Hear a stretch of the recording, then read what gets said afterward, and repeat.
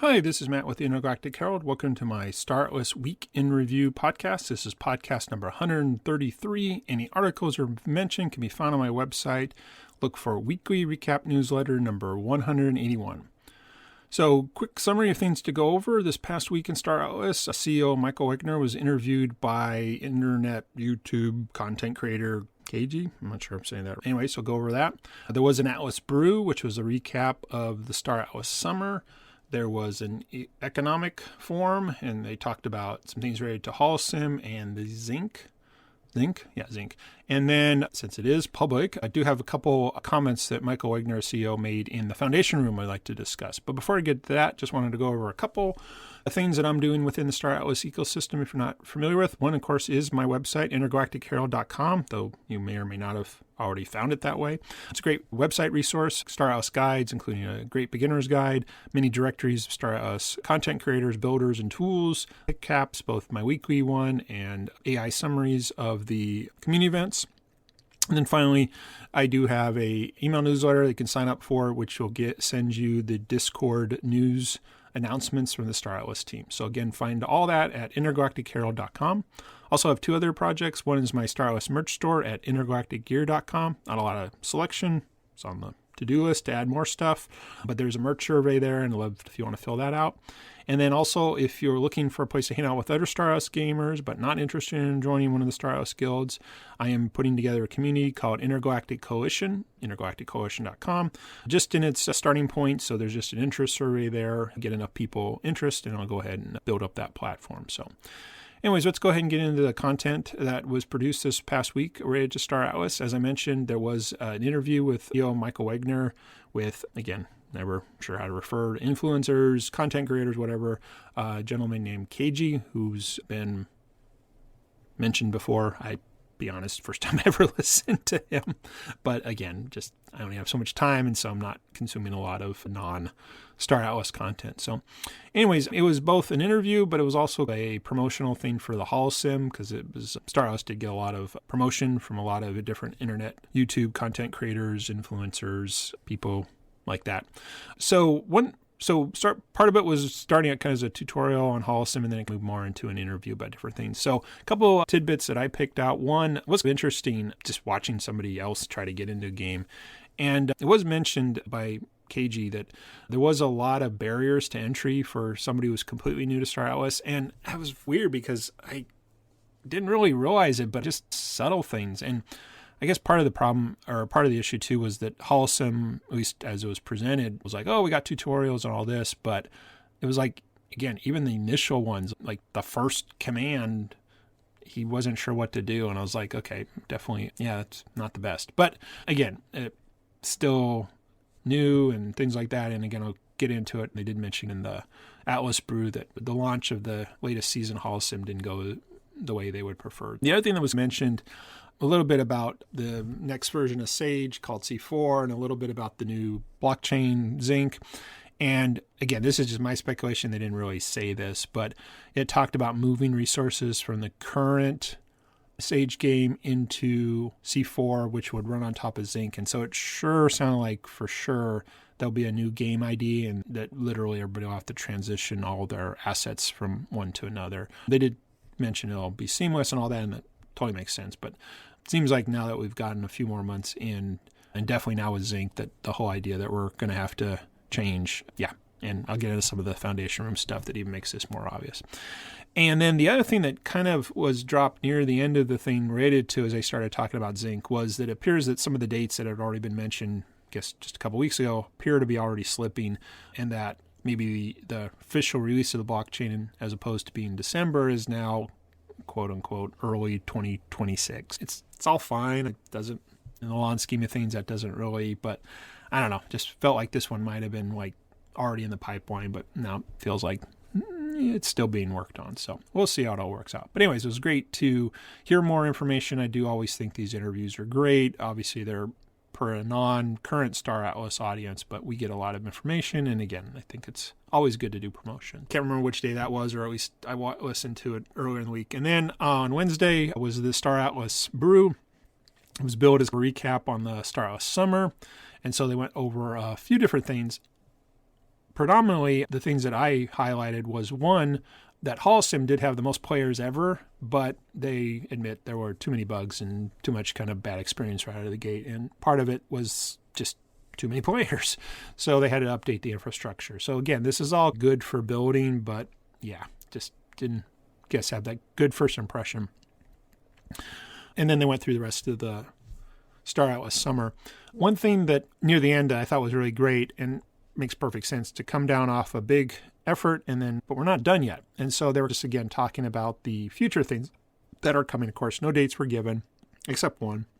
And so here was that list. So definitely the Zinc airdrop season is coming. And again, the idea there is you'll be able to officially create your profile, and then that will be tied to actions, and then that's how you can start earning experience points, and then eventually those will translate at a later date into when the airdrop. So I kept hearing the word airdrop season, but I don't know what else to call it, but yeah, okay, that makes sense.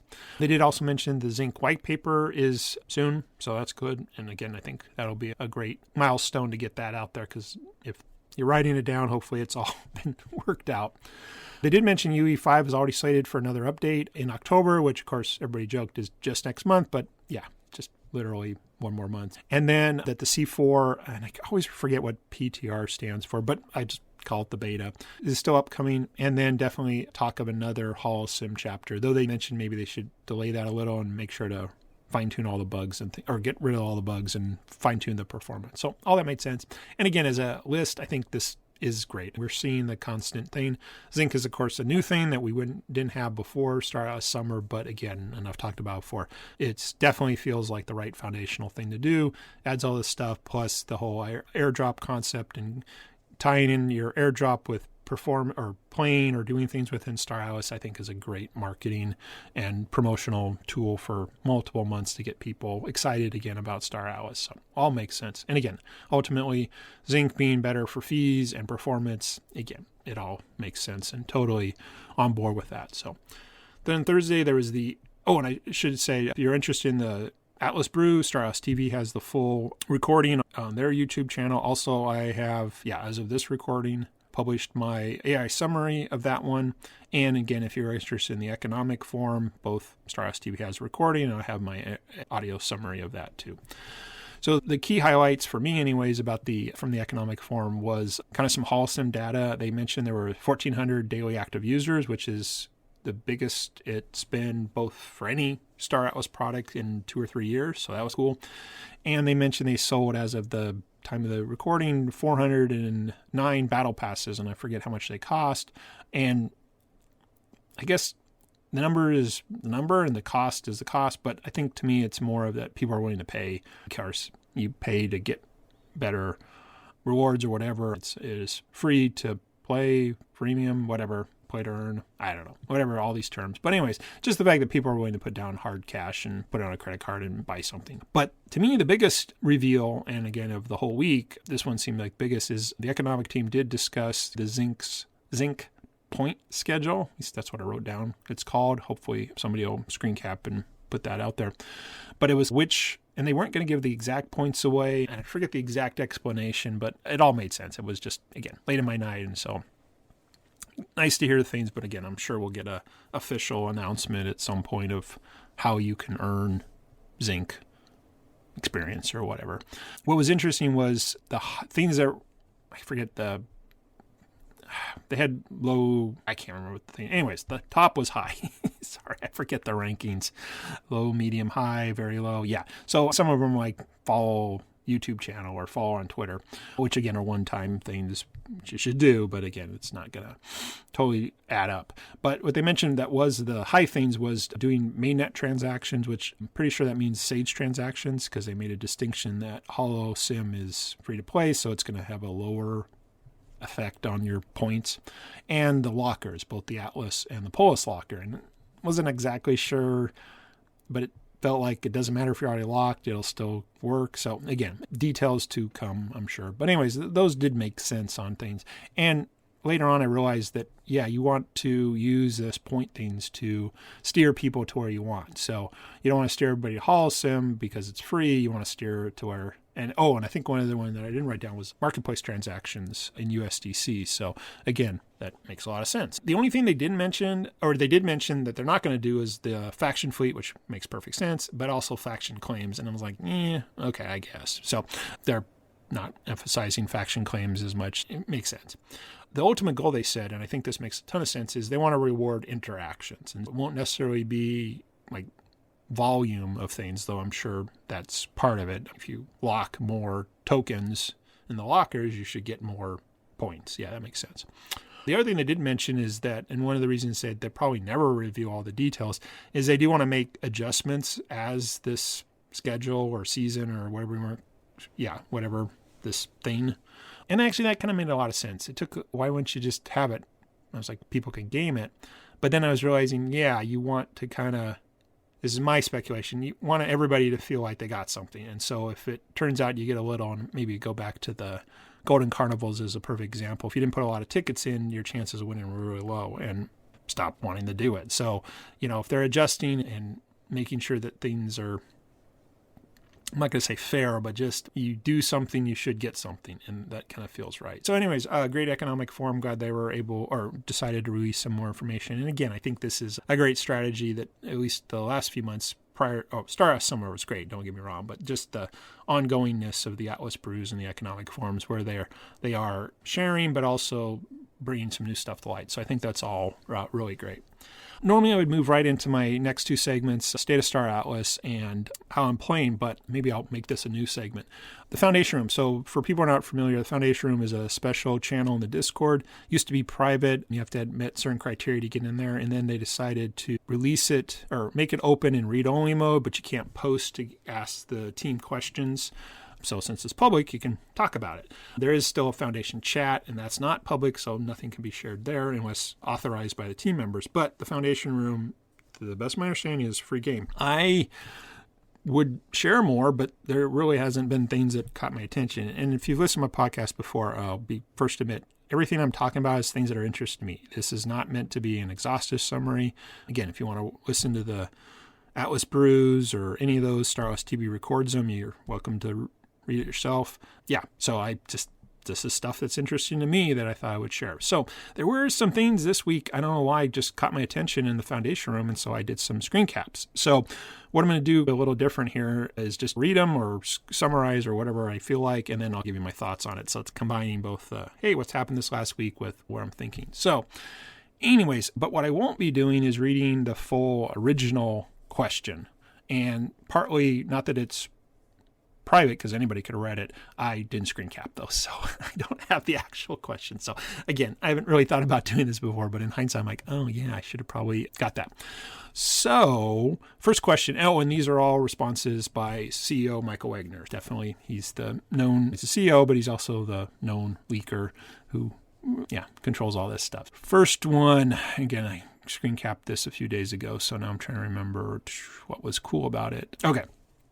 Oh, actually, I do have the whole question on this one. So somebody asked, does this mean we get Atlas Locker perks soon? And please poll us. Anyways, so his answer was, I've mentioned a few times that we will rotate some. I'm reading, but I'm not claiming this as a quote, so I could mess up his words. Anyways, here we go. I mentioned a few times that we will rotate some resources onto the Atlas Locker Addendum and in-game regional governance, which requires DAO v2 after we ship C4. So again, some stuff that'll come after C4.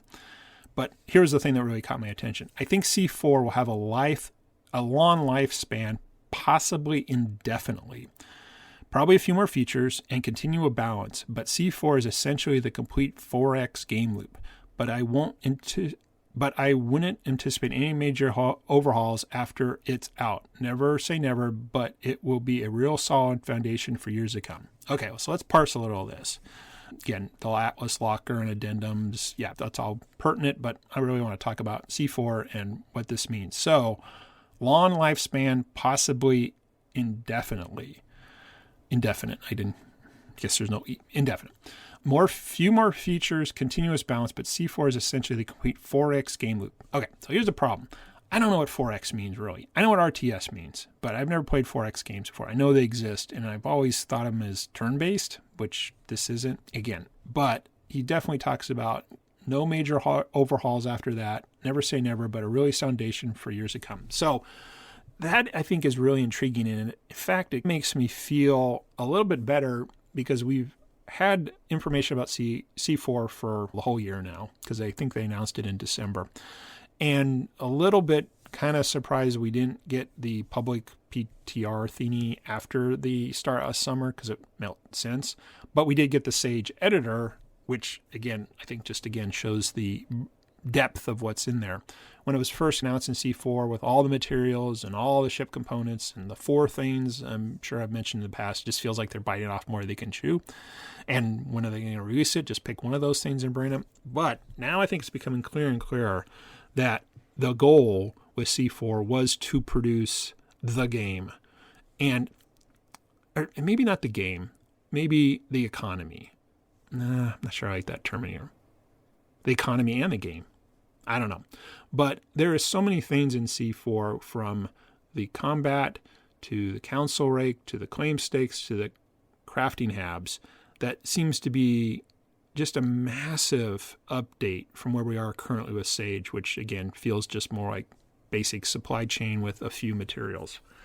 So anyways, but is C4 in UE5?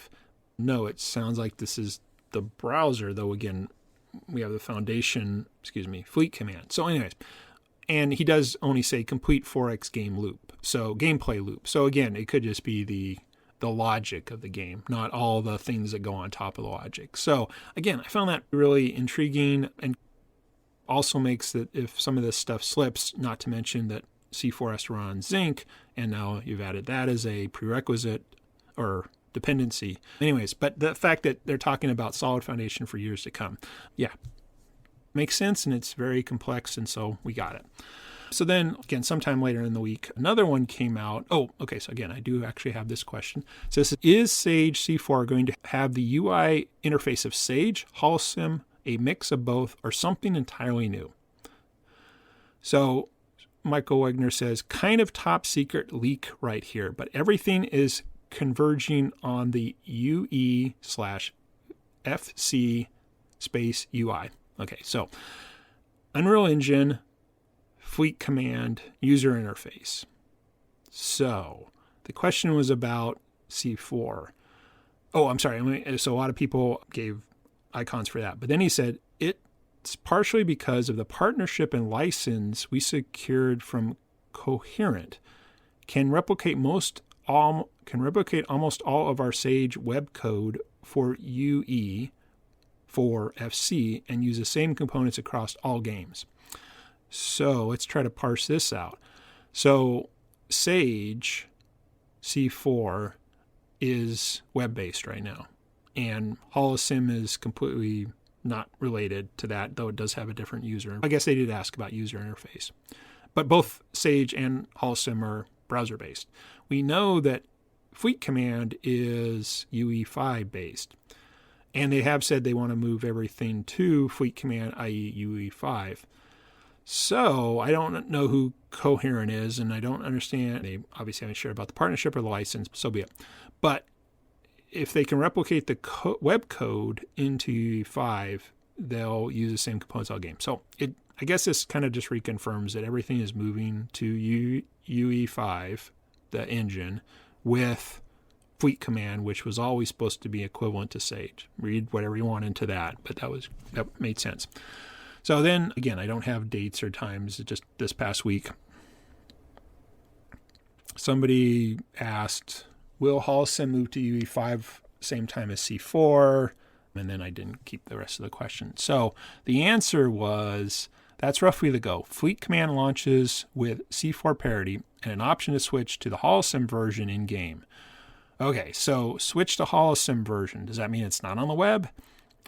They have also mentioned that Holocim might have a mobile app at some point. So I'm still going to just read in between here and say switching is meaning going to that version, whether it's web or an app, no problem. But I think the interesting thing is a reconfirmation that Fleet Command will come out with parity, which is what Sage, which they've always said, but now it's parity with C4. So if we can start putting all these together, C4 is a go, going to be around for a long time, good solid or foundation for a long time. Fleet Command will then come with C4 parity.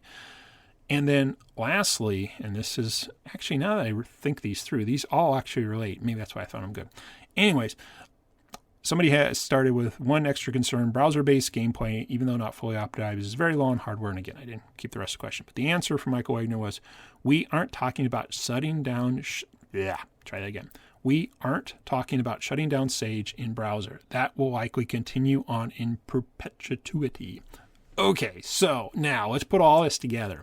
So Sage is in a browser, and why could continue forever? So it sounds like there will be a browser-based game, and there will be a Sage game. But again, Sage is C4 in the future, and Fleet Command is C4 in the future. So this is me putting the pieces, or trying to put the pieces together.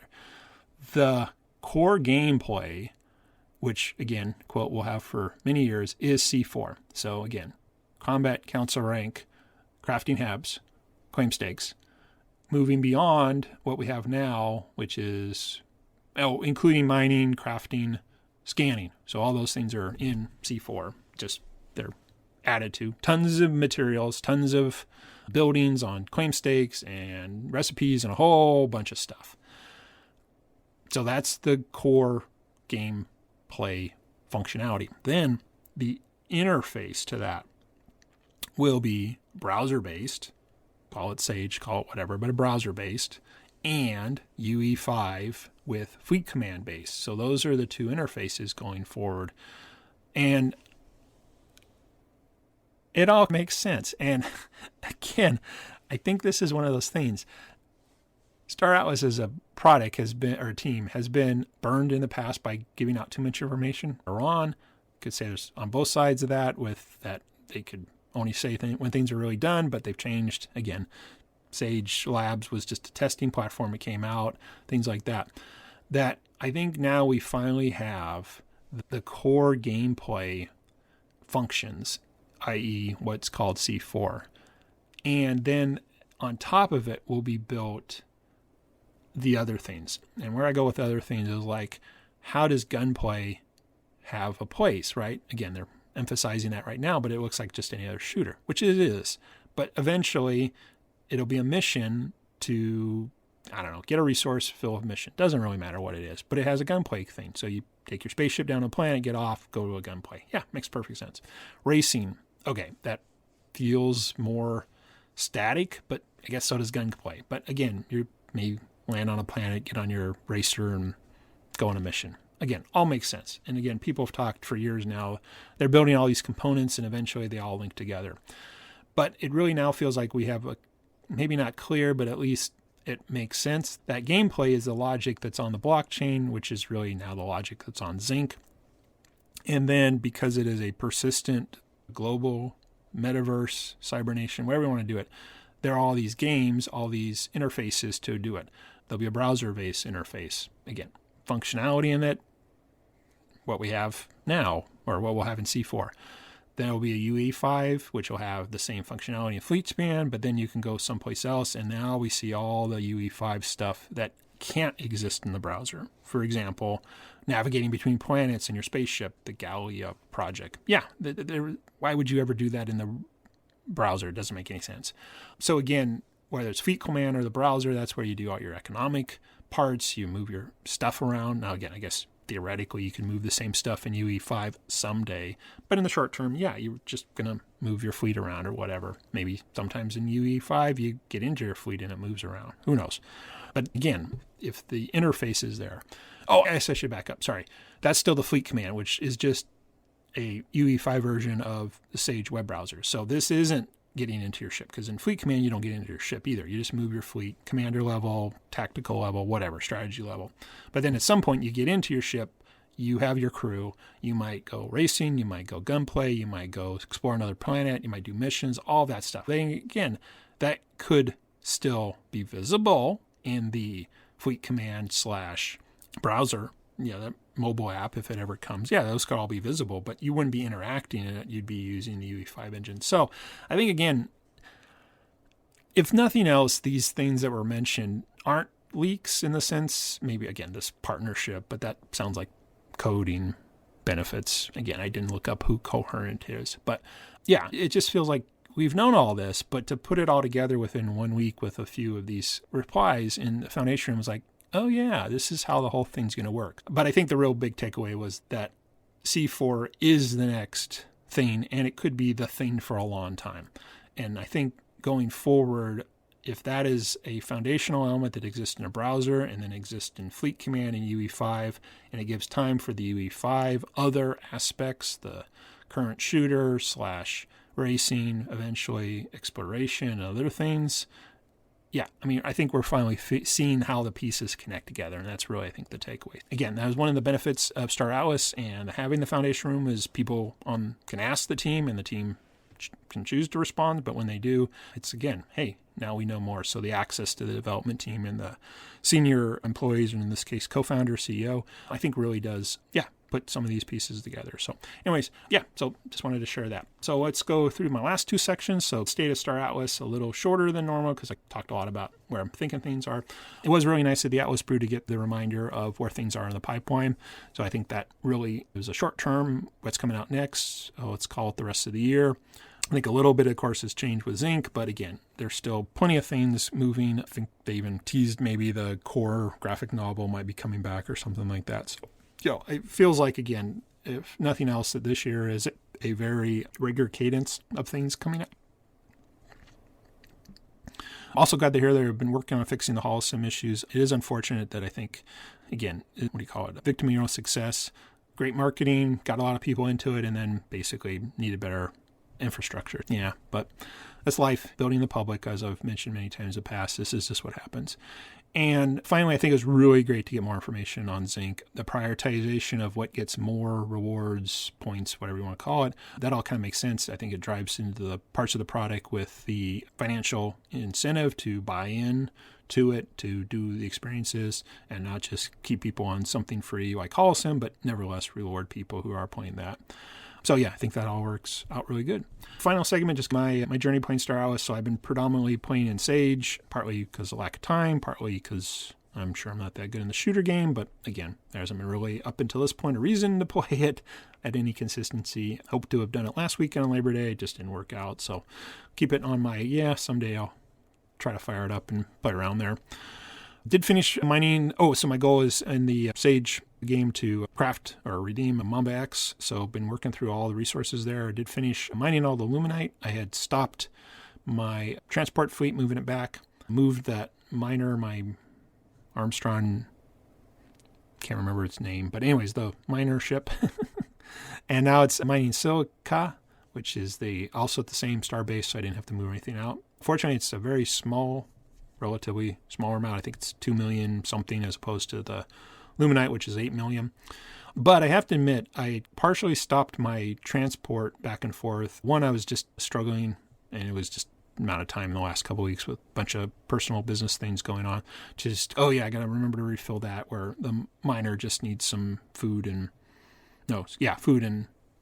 fuel. And anyways, but it turns out there wasn't any food to buy, so I had to transport some stuff out. But anyways, the other reason I was doing it is I was waiting to find out about this Zinc airdrop, because if it was going to be based on the number of transactions, then why don't I just be patient? Also, and I guess I just need to find the time to do this, I thought I had seen a while back that maybe all the Mamba X's were gone, so what do I do now? And I said, sure, the resources will still be there. But now that I think we know that the Zinc release, we don't know when it'll start recording, but it's definitely not, we don't know. But not now. It's not today. I don't know. I'm a little confused on which way to do it. Partly because if I was having to spend Solana to do the fees, but yet I was earning Zinc, I feel like that's an okay trade-off, but not doing it. And then again, if my goal has changed because just they ran out of ships, and I don't know. I've just decided not to worry about it. So I'm just mining the Silica, and that's it. I'll see where I feel next week or whatever. So anyway, so that's what I'm doing. So that's pretty much it. Thanks for listening to all my thoughts and analysis this past week in Star Atlas. Just my kind of standard things at the end. Again, I'm totally open if anybody wants to be a podcast guest. Please just reach out to me on my website, intergalacticherald.com. Just look for the contact page. Love to talk with any other community members. We can do a week in review together and get your thoughts. Any Star Atlas builders or content creators, love to have you on in an interview. And of course, any team members who want to talk about any beginner topics, about any aspect that they deal with at Star Atlas, love to just have you on for a very non-alpha, non-high pressure thing. Just talk about what you're working on. Again, anything that helps people understand better the game is what I'd like to promote on my podcast. And then if you want to check out any of my resources, please go to my website at intergalacticherald.com. Again, I got my guides, directories of other Star Atlas content creators and builders and tools, recaps, email, and events. And then please you can also sign up for my Discord news feed so you don't have to check Discord every day to know what's going on in the team's announcement channels. Also, please check out my Star Atlas merch store at intergalacticgear.com. Don't have a lot of things, but hey, you want a mug? I got a mug for you. US-based only, sorry. And then again, I am hoping to build a Star Atlas community of gamers who aren't joining guilds but nevertheless want to hang out and chat. Please check out intergalacticcoalition.com for an interest survey there. And again, I'd love to set up a community for a lot of us to hang out and chat there on our own little community outside the main Star Atlas Discord. So anyways, thanks again for listening. Again, this is Matt with the Intergalactic Herald. Have a great week ahead.